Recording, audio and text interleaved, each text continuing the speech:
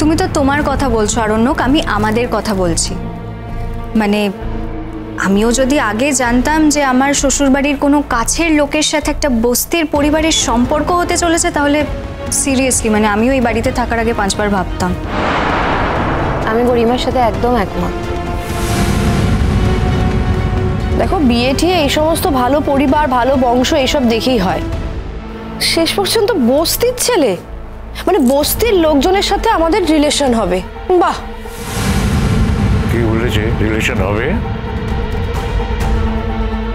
Relation যাতে সেইভাবে গাঢ় না হয় সেই জন্যই তো বড়দার বড় বৌদি ঠিক করেছে মিনির বিয়েটা ওই বস্তিতে গিয়ে ওখানকার মন্দিরেই দেবে।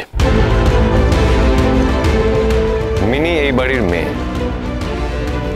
মিনির বিয়ে এই বাড়ি থেকেই হবে। আমার মনে হয় না মিনির বিয়ে মন্দিরে করা উচিত, মিনির বিয়ে এই বাড়িতেই হওয়া উচিত।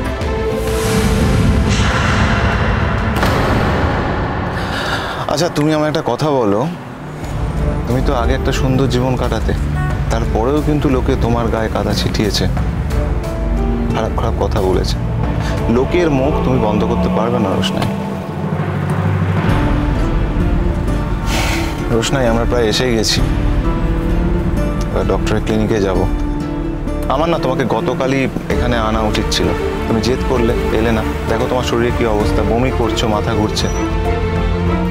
আচ্ছা, তুমি আমার একটা কথা বলো, আমি বন্ধু হিসেবে যদি তোমার জন্য এইটুকু করতে না পারি, তাহলে তো বন্ধু হওয়ার যোগ্যতাই হারালাম আমি।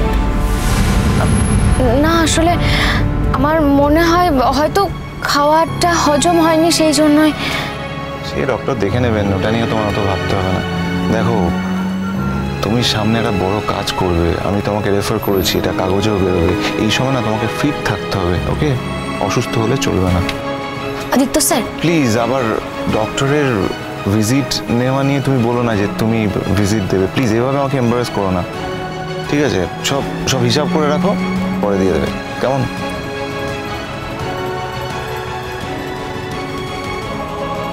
কি হলো?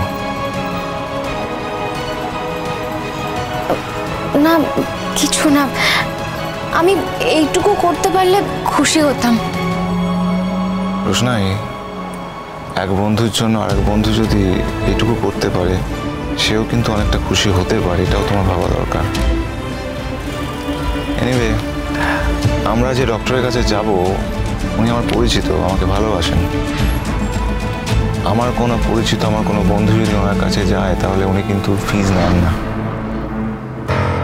ওনার সেন্টিমেন্টটাও তো আমাদের বুঝতে হবে, তাই না?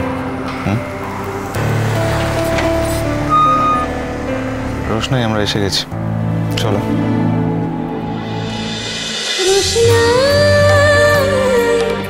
রোশনাই সোম থেকে রবি প্রতিদিন রাত 10টায় স্টার জলসায় ও জিও হটস্টারে।